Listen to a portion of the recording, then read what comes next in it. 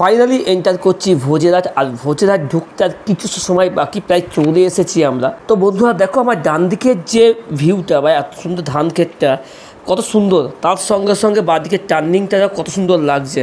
আর আমরা উঠে পড়লাম একটা ব্রিজে, নিচে থেকে পুরো খাল চলে গেছে আর আমরা উপরে উঠে পড়লাম। এরপরে আরও একটা খাল আছে, তো সেইটা পার করলেই আমরা ভোজেরহাট সিগন্যাল পৌঁছে যাব। তো চলো আস্তে আস্তে এগোতে থাকি। তোমাদের একটা কথাই বলবো, তোমরা যদি ভোজেরহাট আসো বিশেষ করে খুব সাবধানে এসো, কারণ এখানে মামারা কিন্তু প্রচণ্ড পরিমাণে চেক করে।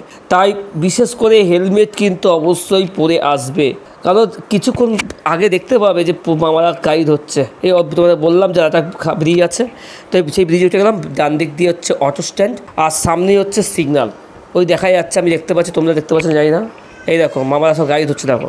তাই সাবধানে গাড়ি চালিও, তোমাদের এটাই বলবো। আর অবশ্যই তোমরা হেলমেট পরে কিন্তু আসবে, হেলমেটটা অবশ্যই পরবে।